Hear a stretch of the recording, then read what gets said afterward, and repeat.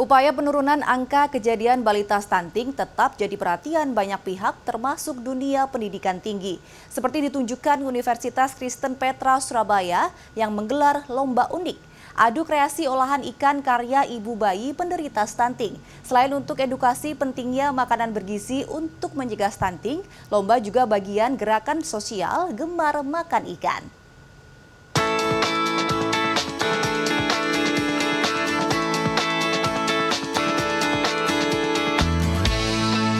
Berbagai kreasi menu olahan ikan meramaikan Green Festival 2023 yang digelar Universitas Kristen Petra Surabaya Selasa siang. Tengok saja tampilan bola-bola ikan lele, sup tenggiri siomay, stik ikan patin, hingga otak-otak bandeng ini. Tak cuma menggoda, semua menu serba ikan kreasi warga Kelurahan Siwalan-Kerto, Kecamatan Wonocolo, Surabaya ini dibuat untuk mencegah stunting pada balita. Kampus Petra Surabaya memang sengaja menggandeng para emak dari Kelurahan Siwalan-Kerto karena tingginya angka stunting di wilayah ini. Lewat kolaborasi ini diharapkan para ibu bayi penderita stunting lebih peka dan peduli kesehatan bayinya. Kompetisi memasak serba ikan ini sendiri dibagi menjadi 5 kelompok. Tiap kelompok wajib menyiapkan menu berbahan ikan yang hasilnya akan diuji dokter dan ahli gizi. Tim RW 4 Siwalan-Kerto misalnya memilih menu otak-otak bandeng presto tanpa duri.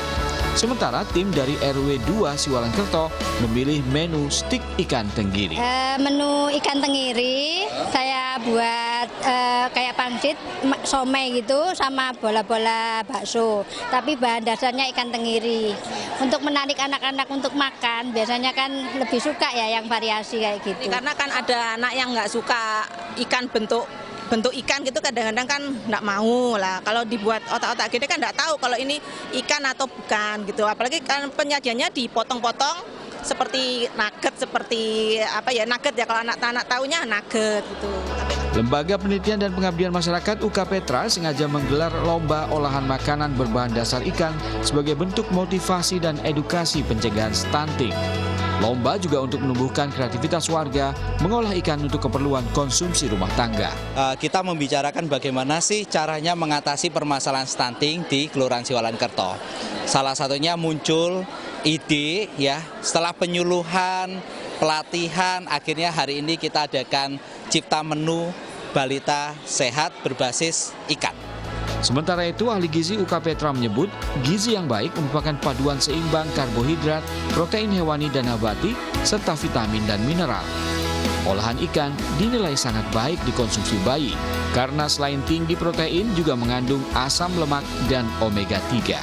Kan sebelumnya ini kita sudah sempat penyuluhan ke ibu-ibu. Jadi memang fokus kita itu ke gizi seimbang gitu. Gizi seimbang itu berarti yang harus ada pertama karbohidratnya, kemudian protein. Protein itu bisa protein hewani atau protein nabati.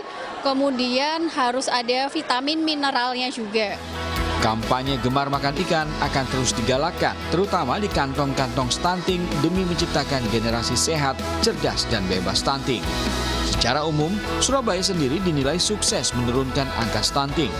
Data Dinas Kesehatan Surabaya mencatat 12.788 orang balita stunting pada 2020. Namun, pada Februari 2021, angka stunting di Surabaya turun drastis menjadi 6.772 balita atau turun 28,9%.